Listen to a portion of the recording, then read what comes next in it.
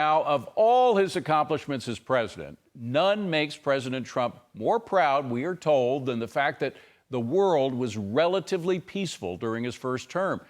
Then came President Biden. We had a botched, deadly withdrawal from Afghanistan. We had a new invasion of Ukraine by Russia. And of course, horrible terrorist attacks on Israel, paid for and directed by the puppet masters in Iran. Can Trump get the world back on the peace train? Joining me now is Mene Ukueberuwa.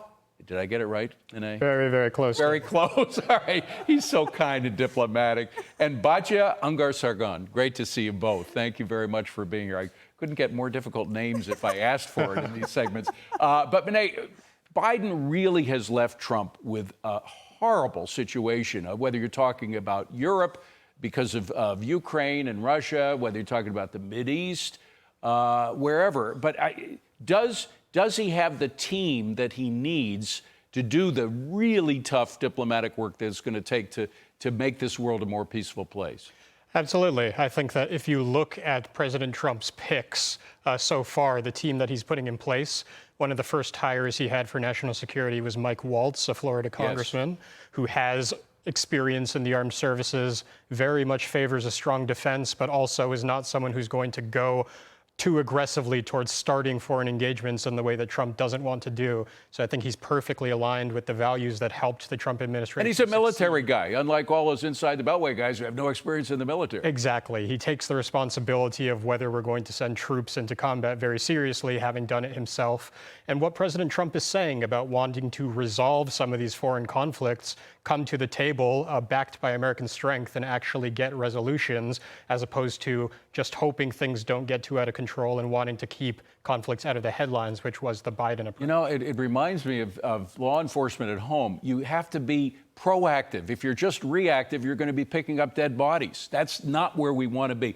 I have to switch to the Mideast, though, where there are unfortunately too many dead bodies. And a lot of what Israel has done since October 7th is on its own, without help from the White House. In fact, the White House, the Biden administration was telling them to do the opposite of what they knew had to be done. You now have a guy in the White House, or come January 20th, who's going to be aligned with Israel. How much of a difference is that going to make in the Middle East? Do you know who I think explained this the best? Tulsi Gabbard, who is President Trump's nominee for Director of National Intelligence. Tulsi Gabbard said, "When it comes to fighting terrorism, I am a hawk.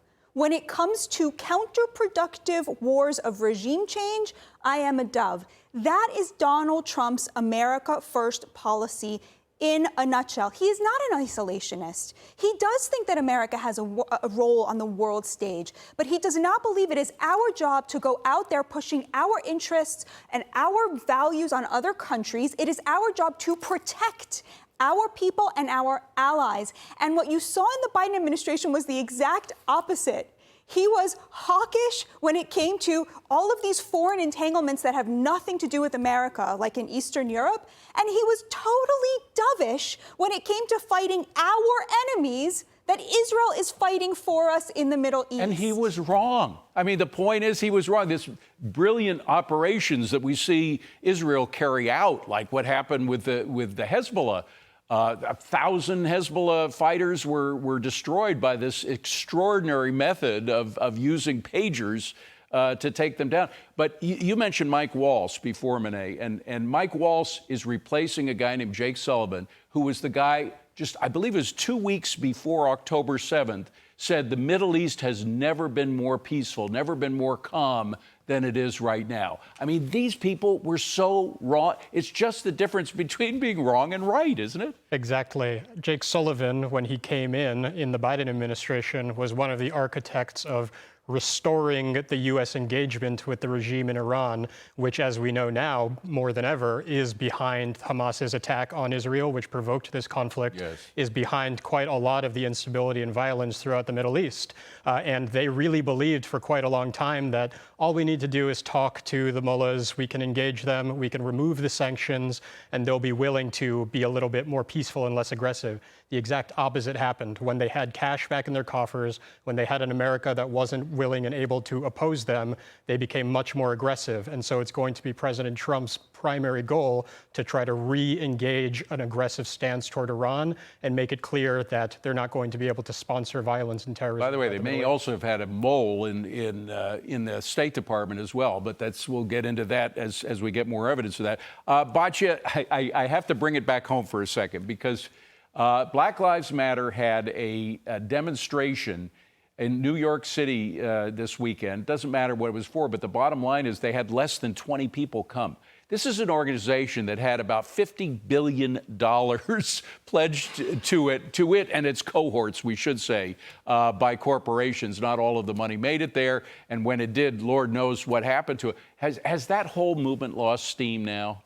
Oh, yeah, it's totally over. I think what Donald Trump really revealed is that the divide in America is not racial, God forbid. It's not even political. It's not between right versus left. It's between the elites and a very united, multiracial working class made up of Black working class people and white working class people and Hispanic working class people and Asian working class people and Jewish working class people whose interests are all united. We all want safety. We all want security. And the bottom line is we now have the guardian angels. I haven't seen the guardian angels since the 1980s. They're coming back because of the barbarism that we see in our subways here in New York. You and I take the subways. We see it firsthand. That's exactly right. I mean, I grew up in the New York area and can remember seeing the guardian angels around during the end of what was known as the bad old days when there was a lot more crime. Before Giuliani. Exactly. Unfortunately, that's all come back, especially after 2020.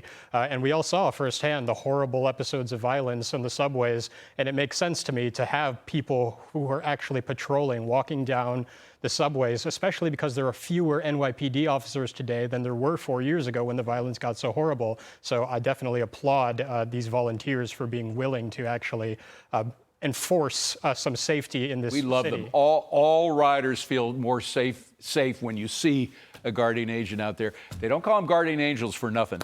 Wonderful to see you both. Thank you so much for being here.